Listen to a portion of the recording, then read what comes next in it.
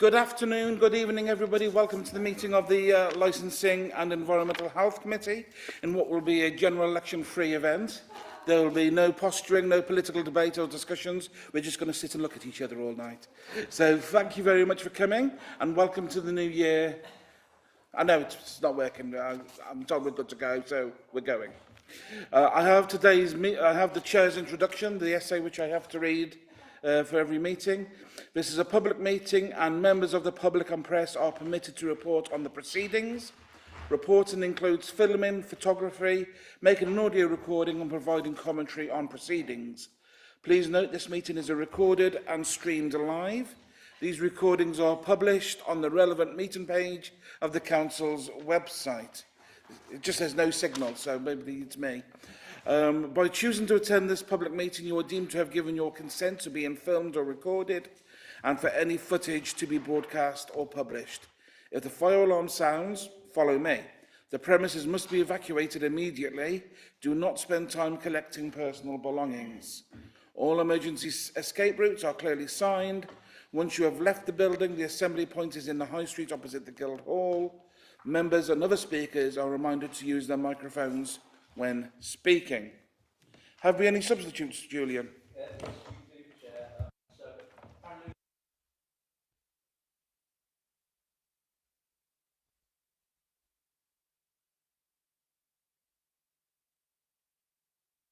Thank you very much.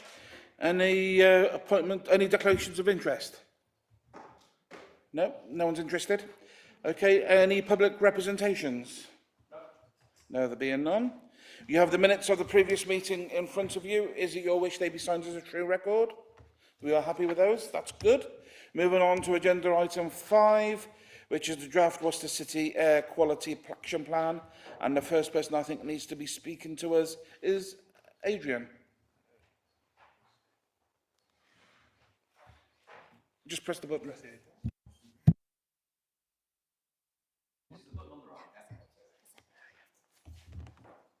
Thank you, Chair. Thank you. We're all there. No problem. Thank you, Chair, and the committee for inviting us today for the subject of the draft air quality action plan for Worcester City.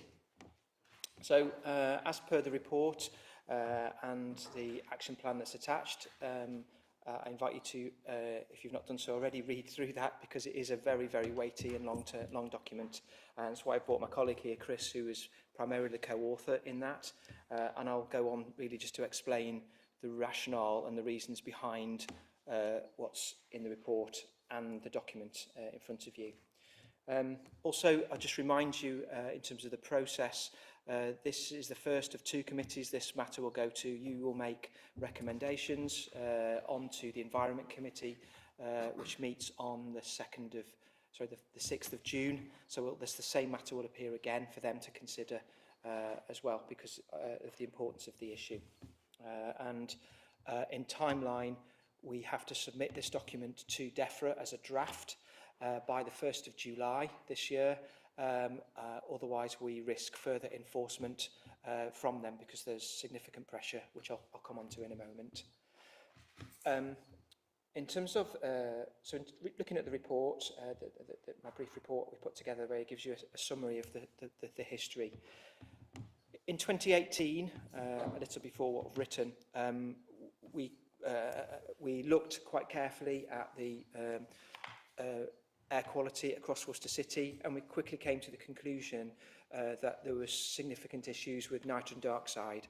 Nitrogen dioxide is a pollutant primarily of transport, not exclusively, but the main contributor in urban settings is transport. It does also come from other sources of combustion, but the main source is known to be transport. And we brought before you, as the city, that information, and on the 11th of June 2019, you made the political declaration of declaring the whole city a citywide air quality management area.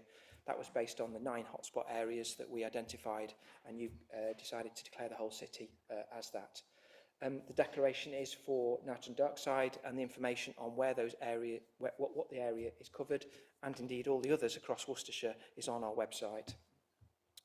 The rationale for that is it's a legal requirement for us to do that, to declare air quality management area under the Environment Act, which actually has been more subsequently amended. And I'll come on to that in a moment. What we have to do is declare it in a very specific format and to secure the achievement and maintenance of air quality standards across the area. And it must specify dates. And in fact, the current guidance now says that must be very specific, time-bound, measured, funded or not, as the case may be. And you'll see that in the document that we've produced. Following declaration of the AQMA, we formed a steering group with WRS staff, that's ourselves, and Worcester City staff to try and progress that. But as you know, what came not long after that was COVID. So that pretty much stopped all of the air quality work across the country. It took some time to restart that, and DEFRA are aware of that, because in air quality terms, the air improved. And there's been research on that. So moving forward, in August 2022, DEFRA published new guidance, basically to say what local authorities needed to do. That involves quite a weighty technical document as well as a policy document. Those are our Bibles as to how we manage air quality in a local authority management framework. And as I've said on many presentations now, that's also been supplemented by a number of other government documents. The Environment Plan, Chris Whitty's, which is an independent report, on air, which is solely focused on air pollution matters, and others. In fact, yeah, the Air Quality Framework, guidance for local government, local authorities. So yeah, a whole suite of them, of which the technical guidance and the policy guidance is how we write this matter, how we write this.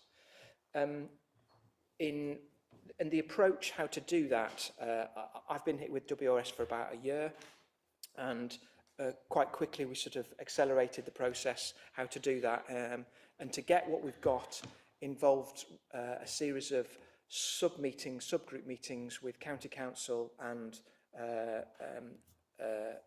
city representatives and NHS, and at times university staff at University of Worcester, and that process was iterative over the period of the year that we've come to, and we brought a report to you in November, basically to say we weren't being fast enough. That was DEFRA's approach, and they put an enforcement protocol on us to say we needed to have a draft by the 1st of July this year. We engaged with DEFRA to extend the timescales, and that is what they've done. They've given us more time, particularly in the second stage, where this report, as well as being a draft, will come back as a final document after 3 months of public consultation in the summer, after we've submitted it at the same time to DEFRA. We then have to then amend the document appropriately from the public consultation and DEFRA's comments, and then we'll bring it back again to the same committee structure again. So just a warning, not a warning, but a heads up really, it will appear again in 6 months' time in its final format. The document itself as well, the document itself, we've been, the way it's come about, as well as the subgroups, a steering group has met monthly, which has involved people in the room, senior representations from Worcester City and the county, to drive it, because it's known as a very, as well as a very professional technical document, it is highly politically sensitive as well, and you'll know that from your own position here in the city. And we're particularly keen to make sure it met the four subtopic areas of transport, sustainability, public health and planning. And on the latter there, the planning, you will also know at the same time we've been working with planning colleagues here in the city to develop an air quality supplementary planning document, which is also coming to a committee, I think in the next week or so. So yeah, you know, things are fast moving in this space, and it is a specific measure that we've included in that. So in terms of what it does, it's about reducing pollution from transport, nitrogen dioxide. It's about public health and well-being, so getting people to maybe think differently how they travel around the city to include their own health and well-being. Walking is an example of that. Sustainable travel and transport, buses, cycling, e-cargo bikes, etc. are all part of that, and planning for future development. So making sure that those developments, when they're included in the air quality management zone, that we've got the right things that are considered as part of that development, and indeed they're in the right place. And to get the document to where it is, I don't take any credit for myself. You know, Chris has spent here in the room probably the best part of a month and a half, qualitatively and quantitatively assessing the information. So that is looking at 6, 7, 8 models models, so that's mathematical frameworks, to get effectively the last graph on the page you'll see right at the end, which says to you what do we think the effect of the measures will be. So we've considered them professionally and technically there to do that, and in collaboration. We wouldn't be able to do that without the data and without the information from all the parties and all the partners that who've been tireless really to come up with a document. Yeah, so I've already outlined the framework, submission, 3 months programme, and then final in December, which is ultimately the final time frame we're under from DEFRA to submit the final plan to be published. I'd say something else. It's not a static document, and what do I mean by that is our intention is very much to keep an annual scrutiny. We can do that through, we report to the council with our annual status reports, and I think it would be right to give some annual scrutiny via that process as well. So we'll bundle that together to say what we're doing in the progress of the action plan. So not just reporting what the state of the air is. The action plan is designed to say what we're doing about it. So that is certainly our intention to do that. And in that sense, it's not a static document, it's a live document, and we would hope to bring back maybe some future changes, you know, maybe as professional politics would change. And something I'd make you aware of, in legislation terms, the EU and World Health Organization have already moved the goalposts in terms of nitrogen dioxide. Our current UK level is an objective level of 40 micrograms per metre cubed annual average, of which those 9 hotspots are above in 2018, and what we're looking to do. The goalpost in the EU level now is half that, it's 20, and I think World Health Organisation is half again. It's half again, it's yeah, 10. It's 10, which is an extraordinarily tough value, but yeah, both nitrogen dioxide and NOx and particulate matter, World Health Organisation targets are almost, would take a lot to get to those. But, you know, legislation is slow to move, but I'm just making them aware that there's a likelihood it is moving. It potentially would move whatever political party is in charge, because it is an important health matter for the country. Yeah, and in terms of the options, if you're minded to, it would be to approve or amend the report that's before you, to pass on to the Environment Committee, and then with the warning that if we don't, then we risk the enforcement protocol of DEFRA, which is a Section 85 ministerial direction within 2 months of not submitting the draft. Yeah, I think I said enough, I think. Questions, but first Lloyd will add a few comments. Yeah, thank you, Chair. Just three points from me. Obviously, this report this evening provides members of this committee a chance to make any comments on to the Environment Committee as the Policy Committee. I think there needs to be a reality check, though. You know, we are under a tight time frame. So just being totally realistic, if members have any grand ideas or big schemes, the reality is that if they aren't shovel ready, if they aren't already thought through and costed, the chances are they aren't going to end up in a final action plan. So just to manage expectations around that one. Secondly, you know, members may have gone through the action plan and feel as though it isn't particularly aspirational. That perhaps there isn't things that they may have included in there as big schemes, infrastructure schemes. Back when I was involved in writing air quality action plans, quite bluntly, you could put anything in there because they weren't monitored, they weren't checked, you didn't have to report back on them. It's quite clear now from the guidance that what you put into an air quality action plan, you will be held to account for. You will have to monitor, you will have to report back. So what we have to put into air quality action plans is reality, things we can do, things we're in control of. And what you'll find in the action plan this evening is things that we can sign up to, what county can sign up to. But those bigger schemes, like I say, that haven't been thought through, that perhaps are still in very draft form, you wouldn't see them. Hopefully, through LTP5, through the additional money the County Council have had, with HS2 being suspended, then further opportunities might come, and that's where the review of the action plan will be important.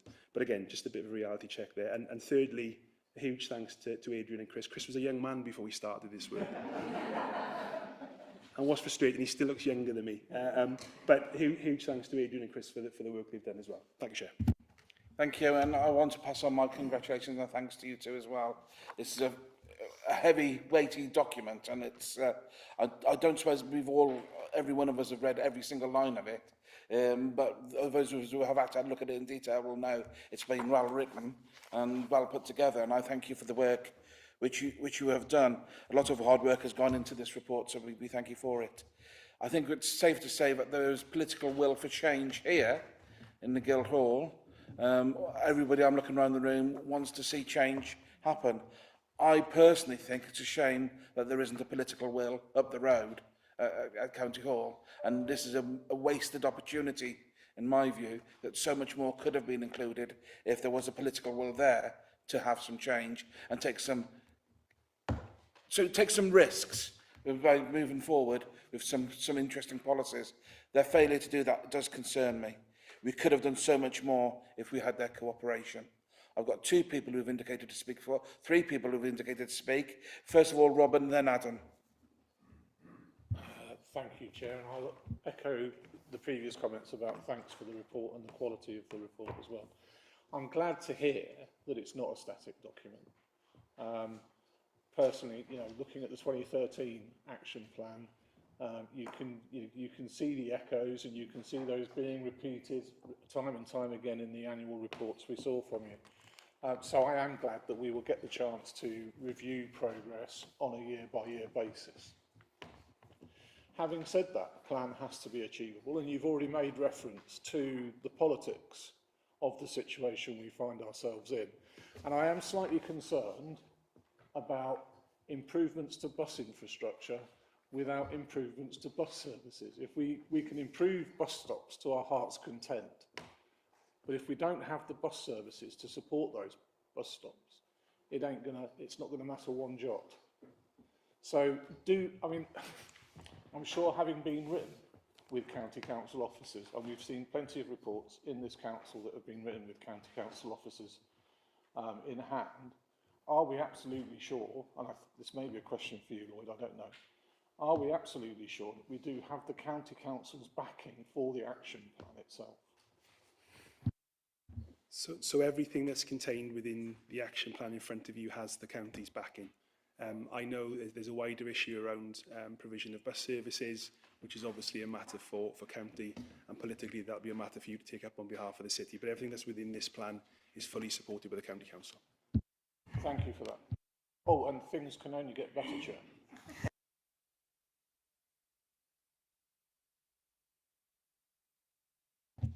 Thank you, Chair, and an excellent report, Adrian and Chris. But really enjoyed reading it. New to the council, and I'm vaguely aware with air quality management action planning and the focus on nitrous oxide. But it seems to be that from the early survey, you quickly honed in on that. Is that because not only that's what the results show, but also because what the procedures from the Department for Environment from government require? My question is, you mentioned particulates right at the end there, which is my particular concern. I'm increasingly aware of the growth of wood-burning stoves, particularly in inappropriate suburban estates. And I wonder, A, why that isn't covered in the air quality management plan, and B, whether you've got any observations on that situation.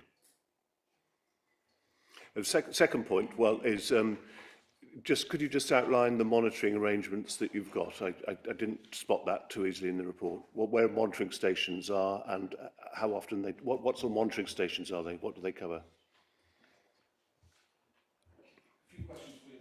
That's a lot, isn't it? In terms of this report, it is just to cover nitrogen dioxide. That is the priority of the legislation as it stands for air quality management zones. We are, in terms of monitoring ability as local authorities, at the infancy of monitoring particulate matter. And I think it'd be fair to say, I think even the government probably are at the start of that as well, in terms of they've been monitoring it at a handful of sites across the country for years, but in terms of its importance and research understanding, which has accelerated over the last 10 years. We've got more research in air quality than we've ever happened within the last 10 years. And the majority of that has been focused on fine particles, that being less than 2.5 microns in diameter. So really, really small, 70th of a human hair in terms of that.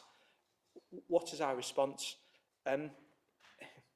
It's not through this plan at the moment, and it can't be, I think, because we don't know the extent of the problem, and the way we're looking at that to gain additional information is through in part through the small sensors that we've put on lampposts across Worcester City and across Worcestershire. They are MCerts accredited, but I would add the star that they're not reference grade monitors. They're an indicative monitor, so that to give us an idea about what the pollution is. MCerts is the standard for pollution, for particulate monitoring for the Environment Agency give. And strangely, they're not certified for nitrogen dioxide, but they actually do meet a good, the ones we've bought meet a good reference level for, in comparison, say, to the NOx tubes. And the reference monitors, what we have, which we have two in Worcestershire. Do I think that wood burning stoves is an issue? National data shows that wood burning over the last few years has significantly increased from solid fuel burning, and the impact that has had on national level monitoring is significant.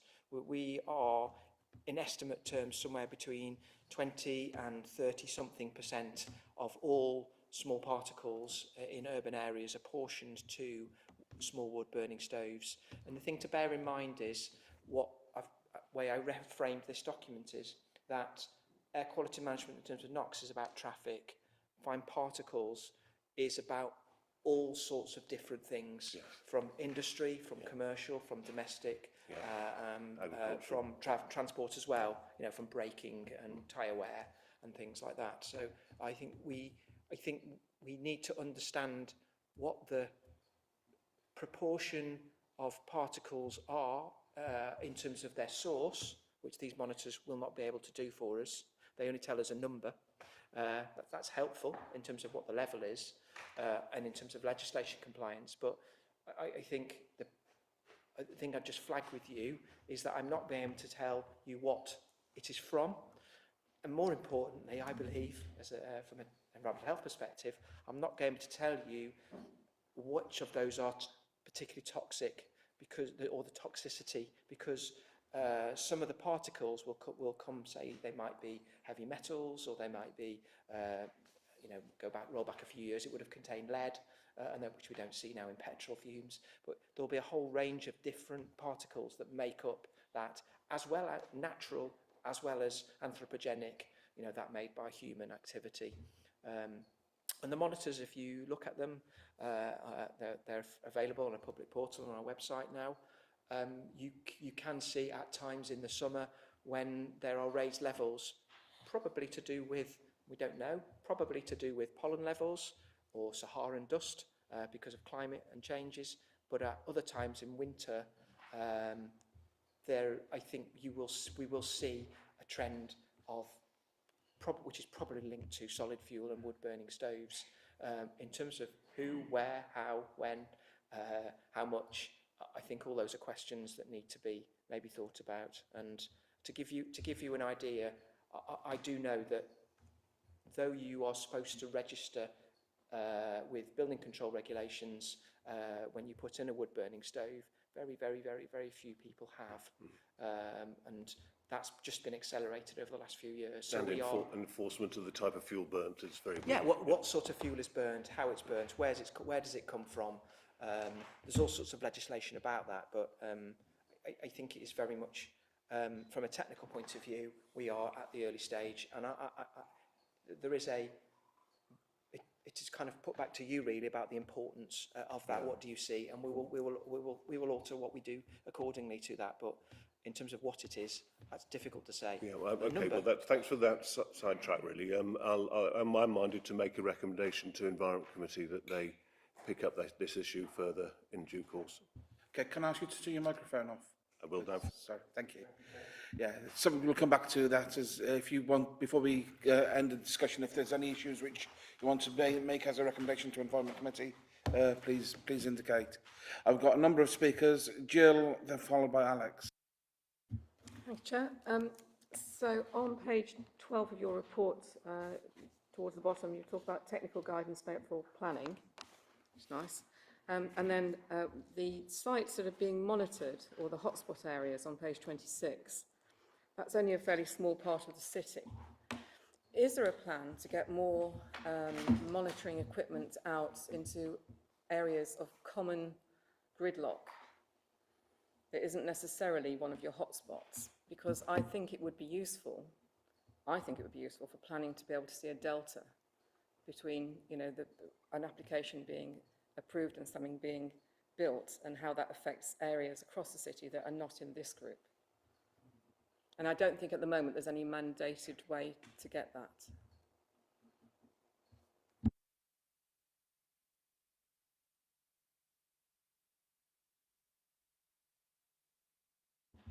Well, it's within here, and it references planning, that's why I'm mentioning it, but it may well.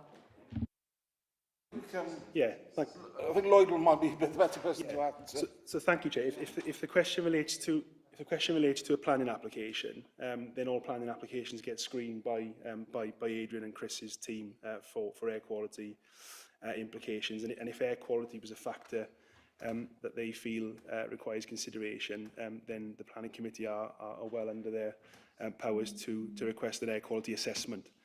So it doesn't automatically mean that we need automatic analyzers across the city, but if air quality was picked up as a concern, planning committee can ask for an air quality assessment to be carried out so that members can see what the air quality is like in order to make the decision. Sorry, that's not what I'm asking for. I'm asking, is it possible to get some monitoring equipment around the place, like say Blackpole Road, for example, common gridlock place, to say, okay, this is what it is now, and you can see a delta, because any requested monitoring would happen at a particular point, but you don't know where you started. But I think the important thing is to understand what the air quality is like at that point in time. So where you've started from, I suppose, is historic. From a planning point of view, you're looking at the impact of air quality at that time on that development or for that development. I'm just thinking deterioration should be noted.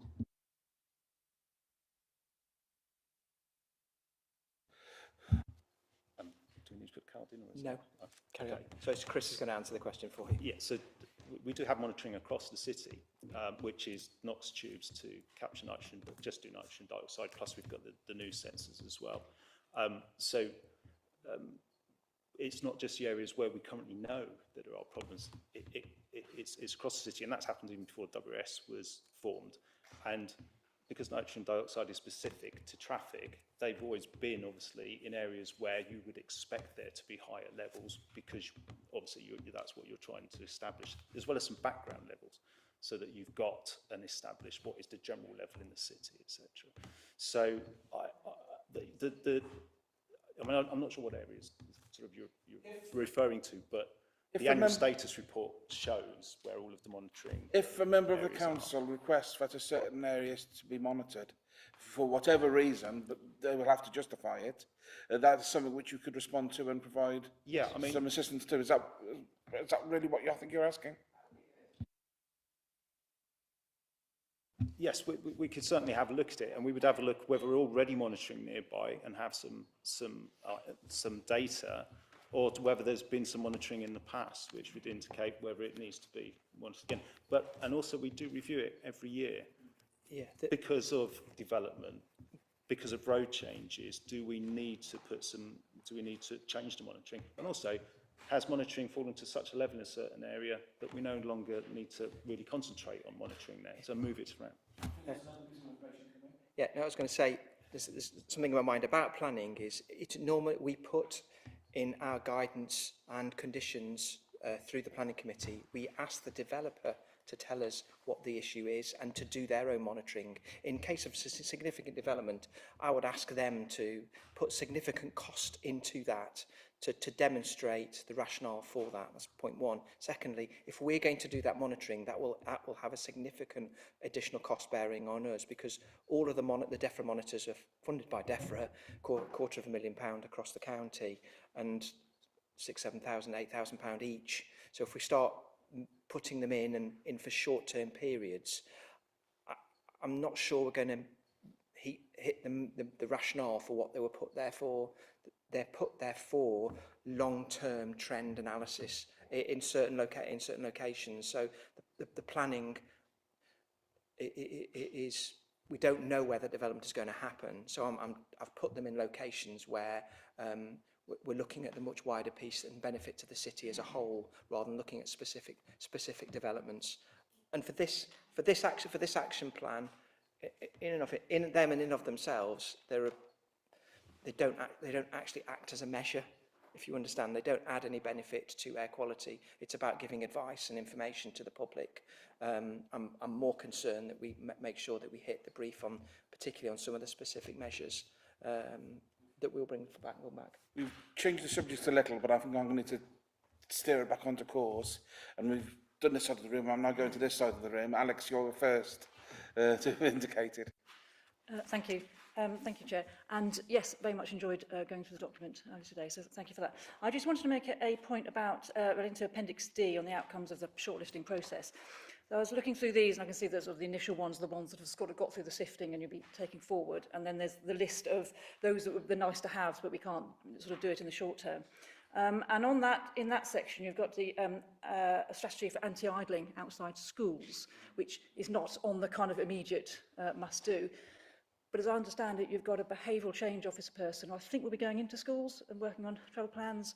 And it seems a sort of a kind of no-brainer in a way, not to, okay, may not have the full strategy for anti-idling outside schools, but can that be included as part of that officer's remit? It is a problem, definitely, and I suspect it's going to get worse as temperatures increase in the summer. It's, people have their air conditioning on in their cars, and obviously you're in an area where straight away you've got small children passing at exhaust level, and it would sort of be a classic area where we really need to do some work. I just wondered if that was possible.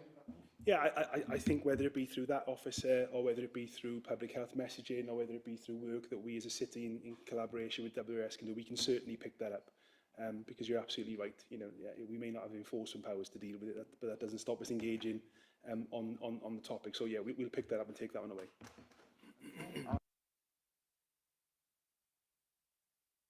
Oh, thank you, Chair.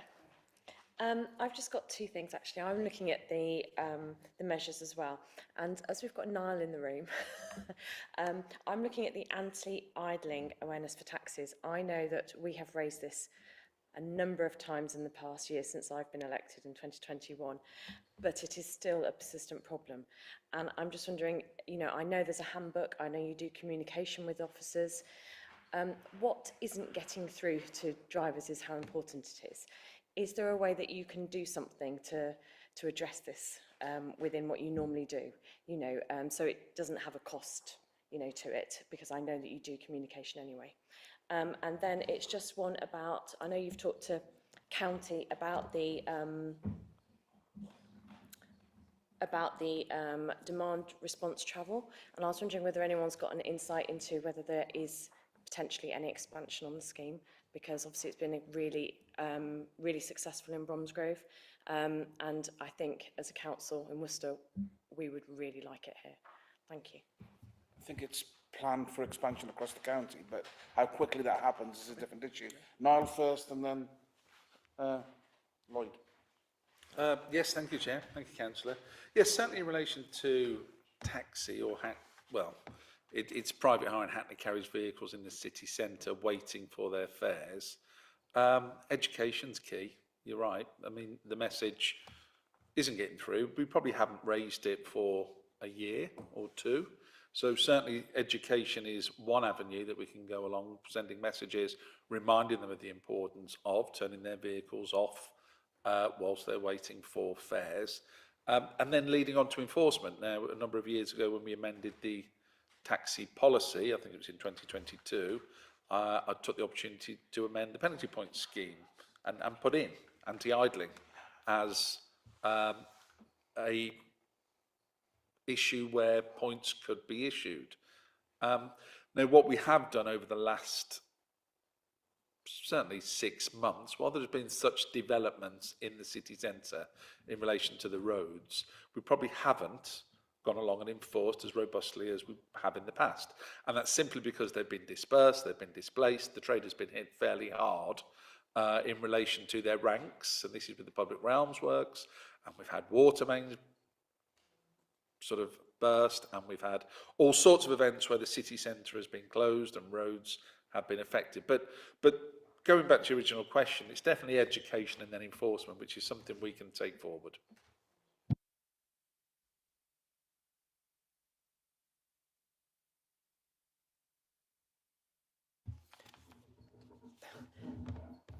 Item 22, measure 22, Karen, is that what your concern is about?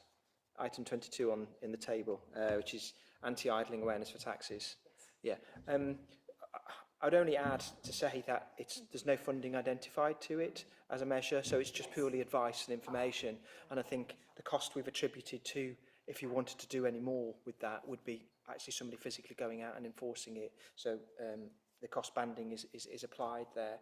And yeah, it very much applies to the other comment we've talked about schools, etc. The fines are quite small and limited, but you know it's a message, isn't it? Lloyd is looking up as we speak issues about the demand bus in Bromsgrove. I'm not sure if you want to come back and ask if you want to put a written response back. Or? I have to show my ignorance, Chair. I wasn't aware of it, and through the meetings that we've had, I've certainly not heard about Bromsgrove on demand. I've just read about it very, very quickly. So I think what we will do is that we will make some inquiries with Bromsgrove, with the county, as to how that pilot project has gone. Seems to be well used. And again, I think the point Chris and Adrian made is that this will be a live document. We'll keep it under review. And if there's an opportunity to look to see if we can roll something out within Worcester, we will look into it. Thank you for raising that. That hadn't occurred to me, but you're right. It is very popular in Bromsgrove, and it does work very well. I think there are some problems with its restrictions, but I think it does work. Next is Hannah. Thank you very much, Chair. I'd like to talk about 5.1.13, active travel guides for business. I've been working with a school within my ward to do their school travel plan. Becky Hocknell, the active travel officer, sustainability officer, has been fantastic. But my understanding is only 3 schools are doing this at the moment. And I understand there is only one business that has so far registered for a ModeShift Stars business account. I'd just like to see a lot more of this encouraged, please. And I just wondered how this will happen, please. Thank you. Do you cover that within the... Chair, I'm not going to be able to give an answer on that one tonight. That's something I need to take away and talk to David Sutton about, and Ruth and Becky around what more we can do. There are conversations ongoing with the county about their active travel plan officer and about what premises that they concentrate on and what do we concentrate on, and actually is there a better way of doing it. So we'll pick that one up, Councillor Cooper, and come back to you. And finally, Jabba. Oh, Jabba, not finally, but yeah, Jabba next. Thank you, Chair. Thank you, officers, for a really comprehensive report. Obviously, a lot of work has gone into this. Got a number of points that I'd like to raise. I mean, I think we've declared a climate emergency. There's no no doubt about that. Considering the pace of change that we're going on, are we realistically going to hit, net zero or our targets close to that? Probably not. The issue here with this is the document is actually buy-in from County Hall, as others have mentioned, and a key point is obviously working with other departments within the City Council to make sure that the policy is entrenched across all our departments. And I'm really glad that obviously the Chair of Planning is working regarding that supplementary planning document regarding air quality, which is going to be absolutely essential. The accountability and enforcement, obviously from our perspective, have we developed any of those policies to go along coincide this when the point comes to for execution of this policy? How much, Hannah raises a good point, I noted it earlier, how much buy-in have we had from the LEP or the Chamber of Commerce or the bid in terms of actually getting businesses on board and getting their points of view, rather than being from one side and then going out to businesses and saying, hey, this is our plan, what do you think about it? How much input have they had at the start in forming this document? The other thing is obviously this is a Worcester City plan. A lot of our development that's going on is on our borders, so to speak, with the South Worcestershire Development Plan and the extension to our borders, which slightly fall outside our remit. How are those developments going to impact Worcester City? Finally, is once this plan gets adopted, is it going to be a off-log measure? And if it is, how are we going to be able to account for factors outside of our control, like the urban extensions? I think that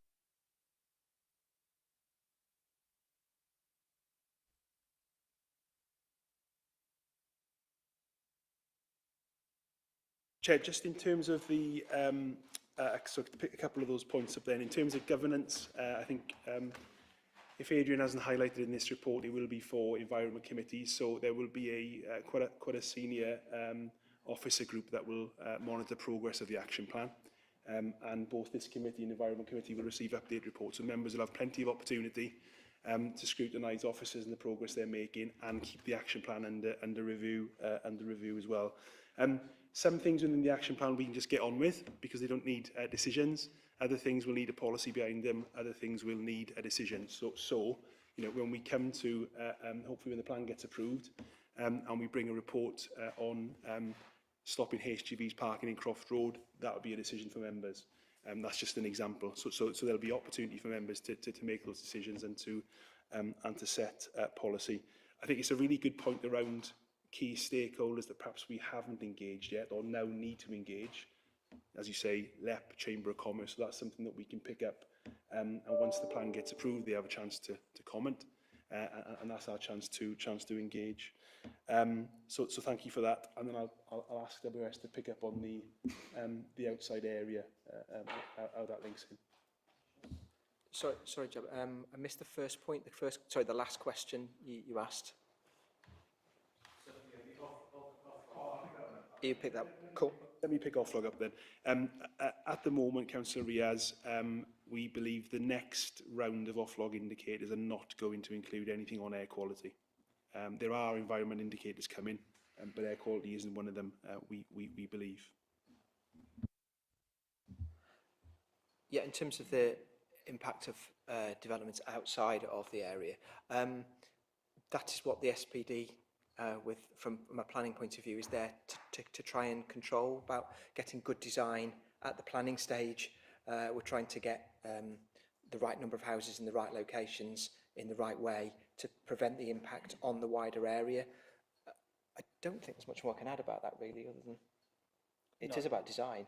It is about design. It's about things such as EV charging in every house, that kind of thing. Yeah. It's about having access to public transport to avoid using the car, and active travel infrastructure, or encouraging that from new development that's outside, so that it is lessening the impact on as it comes into the city. Yeah, and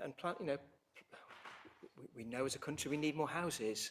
It's about where they go and how they're designed and where they're put, and our job is to try and prevent further impacts on air quality. So, you know, that's why we're asking for that plan to be put in place. Thank you, Chair. So the clarification really is actually that SPD, will it be a county-wide thing or just a Worcester thing?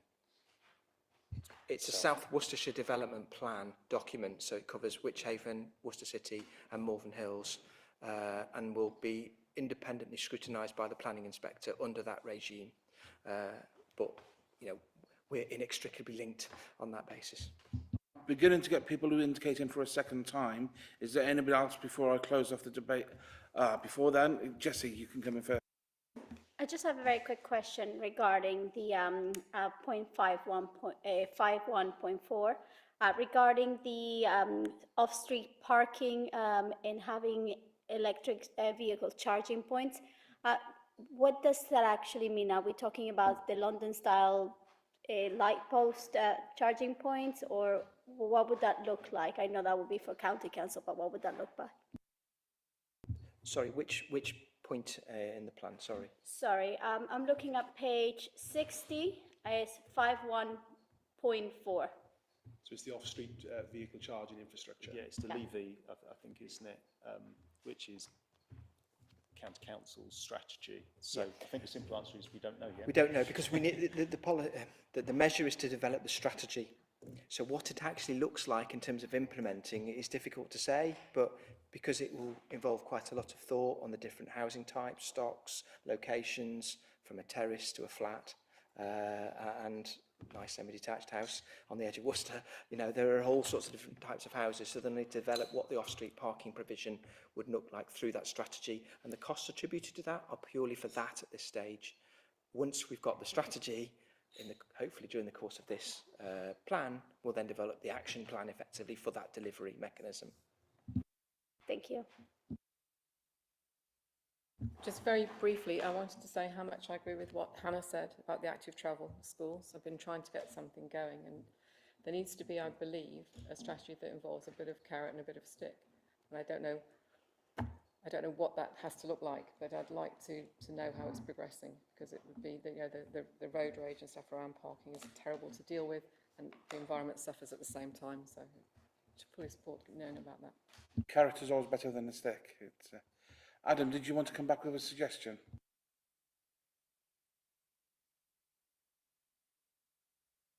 Thank you. Refer the issue of particulates and general air pollution to the Environment Committee.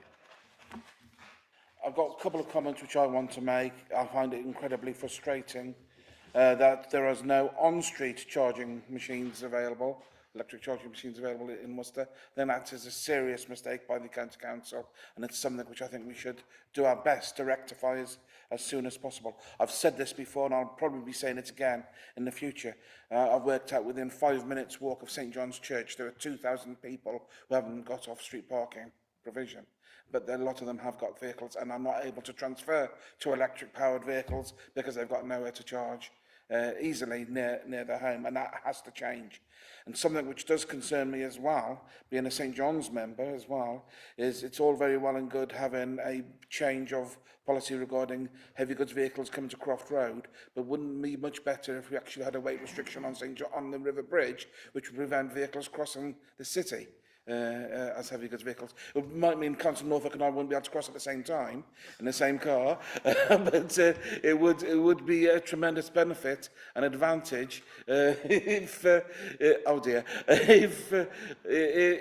we could actually have some sort of weight restriction. I always say the wrong thing, don't I? Councillor Norfolk. If I may, Chair, I'd like to record that due to the recent election campaign, I have actually lost weight.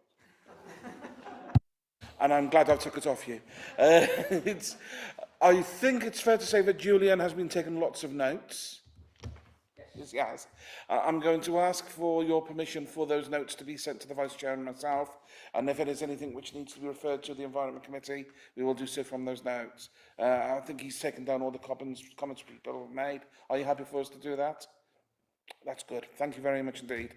And you agree all the recommendations which are on agenda item 5 as well? Can I see pause in the air in favour? We are in support. Thank you very much, and I kind of thank you once again for your participation and help here today. It's been really useful, and I think the committee is very grateful for your work. Thank you very much indeed. We now move on to the Licensing Act 2003 review of statement of policy, and I refer immediately to Niall. Thank you, Chair. Members. Yes, we have three policy matters coming up. The first is the review of the statement of licensing policy.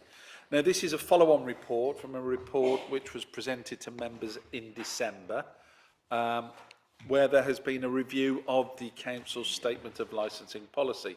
As you're aware, the City Council is a licensing authority in accordance with the Licensing Act, and therefore is required to produce and publish a statement of licensing policy, which it has, and keep it under review every 5 years. Well, we're in that cycle now of reviewing the policy itself, which we have done.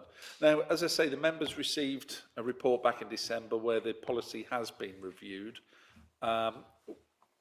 and the policy document was attached to the report and is still attached to the report with all the amendments that have been made. The amendments themselves, as you'll see in the report, tend to be, and I'll just get to the right section.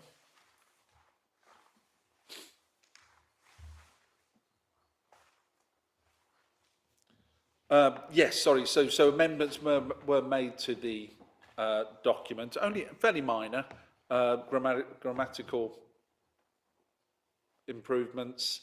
Where are the actual changes? Sorry, they're in the document at Appendix 2. Sorry, yeah, there's a fairly comprehensive appendix with all of the changes that have taken place. I don't propose to go through them in their entirety, as we have discussed them at length. So what has happened? So following the committee meeting in December, we've been out to consultation and we've asked stakeholders, members of the public, businesses, their views on the document. Unfortunately, we had a fairly poor response. I think there were 3 responses, one of them being from the police licensing officer, who 2 of them were in agreement with all of the changes that were made. I mean, I'm not quite sure whether that's... Well, it is a good thing, but it would have been better if we had have had a few more responses, certainly from members of the public. But not to worry, not to worry. The changes are there by way of track change in the document, so you can see them fairly clearly. So hopefully you've all had a chance, certainly the new members who probably weren't at the last meeting, to see what has actually changed. The proposal, or rather the proposal that we're making, is that the document is approved for publication and referred on to Council to be adopted and published. I don't propose to go through all of the risk implications and the legal implications in the report, but I am happy to answer any questions if you have any before we move on to the recommendations. Chair, back to you. Happy to answer any questions. Questions, Councillor Jill, sorry. Thank you, Chair. Is it appropriate, do you think, to try to encourage licensed premises to adopt purple flag status? It is difficult to try and impose anything on licensed premises. Sorry, encourage. We can encourage. I mean, it's in there. The policy itself recommends a number of changes, certainly around safeguarding. So there's nothing to say that it can't be put in and encouraged, which is what we've done. It's a good programme. You know, Purple Flag enhances the city. Why wouldn't they want to be part of it, is the question. And so, yes, I think it is appropriate, in answer to your question. Further questions, anyone? Jabba? Chair, thank you, Chair. Thank you for this, Noel. I mean, whereas I have no doubt in the policy and the changes and the reasoning behind them, I just do question the very low level of response to the consultation, whether it is appropriate to continue on the basis of that low response, and making sure that we have had we've done everything possible to go out and consult, because I mean it seems a poor set of evidence, if you see what I'm saying, that we haven't had that many responses, and for us to put a major document through on that basis. I'm seeking advice from the legal department here as well.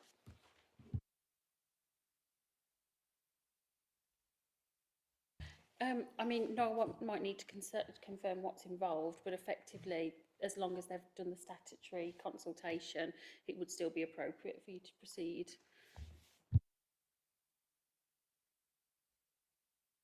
Yeah, just to come back, I mean, we have followed the normal consultation procedure, which is online questionnaire, number of questions.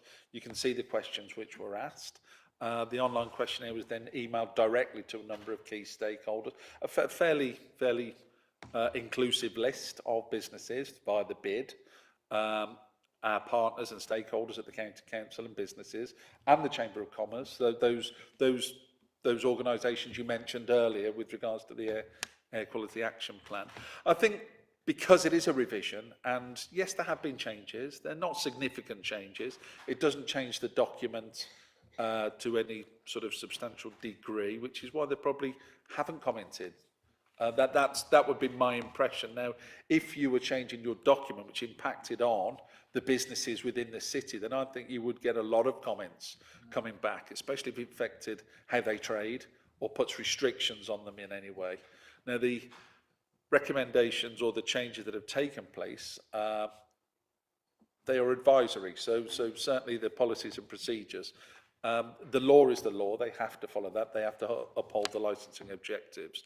But anything with regards to where we are trying to enhance and make it robust, safety of women, for example, the Ask Angela, it's not a mandatory policy, it's very much a voluntary, and it's there for recommendation.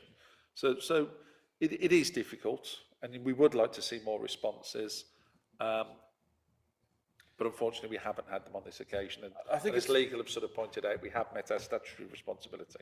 I think it's fair to say that the changes which have occurred in the document have been essentially cosmetic and bringing the document up to date, rather than any substantial major changes which would require or provoke responses. So I'm quite satisfied with, I think the biggest major significant change is the removal of the forward, or the introduction of comment, which one it was now. But yeah, it's that I think is been the most significant change to the document. Adam, did you want to come and ask a question? Just on views of the trade on this, I would think that because we have so many cases going before the licensing subcommittee, referring to the policy, we would quickly identify if there were things wrong with it or things amiss in terms of the aspirations of the trade. But I assume that the licensing subcommittee and the process of considering applications against the criteria of the licensing policy go quite smoothly and everyone understands it. I would say yes to that in reality. So, yes. Yeah, certainly from our experience, the policy hasn't been a barrier in those meetings, and it is very much there as a guide to members and applicants when submitting their applications. So yeah, I think the answer to your question is yes. Okay, I'm moving on to the recommendations, which is basically for this to be approved and published to council for the final recommendation and approval. Is that correct? Yep. Everybody in favour, please indicate. We're all happy badgers. Thank you very much. Moving on to the Gambling Act. Niall, do you want to add anything to the paper? No, Chair. Again, just other than there have been very few changes, even less to this document. The government, as detailed in the report, have produced a white paper where they are undertaking a major review of gambling and gambling provisions in the UK. Unfortunately, we're not in a position to see the impact of that at this stage, but again, we are obliged to review our policy before the 1st of February. What I will say is that should those changes come back and affect the policy itself, there will no doubt be a further review and information will be brought back to this committee as appropriate. Okay, this will come back to us in September, I think, is that right? That's correct. Yes, September for final approval after consultation. Any comments or questions? We move the recommendation then. Are we happy? We are. Thank you very much. Move on to the final item for us today, which is the review of Worcester City sex establishment licensing policy. Oh. Thank you, Chair. As I say, sort of 3 policies all in one go. It's just unfortunate that they all seem to have come together at one committee. So this is a review of Worcester's sex establishment licensing policy. And again, this is just a timely review. The policy has been in place for a number of years. There is no statutory requirement to review this policy, unlike the Gambling Act and unlike the Licensing Act policies. However, it was felt appropriate, because it's been in place for a number of years, that we certainly have a look at it and see whether it needs updating. Again, very minor changes have been made just to the document itself. We have carried out our consultation. Again, we had more responses to this, where we have tried to address those concerns and certainly comment on them on appendix, I think it's appendix, is it 1 or 2? It's appendix 1, so certainly the officer's comments, and where the policy has been changed in relation to those, it is clearly highlighted. Again, I'm not going to go into detail into the legalities. It's in the report. I'm happy to answer any questions if you have any in relation to this particular paper. Members will recall the discussion which we had our training earlier this week, and obviously moral grounds is not enough reason for any objection, and that obviously is included within the document. This does not need to go to council for approval. It's for approval here tonight. Is there any comments or questions? It's been out to consultation. We've seen this before. I would like to say that I'm particularly pleased to see reference to National Ugly Mugs in here, which is an organisation which actually helps identify people who are aggressive and discriminatory against sex workers. And it's based in Manchester, and it is a very good organisation. It's almost a trade union for sex workers. So that actually, I think, would help a lot of people. No comments or questions? It's for approval then. All those in favour?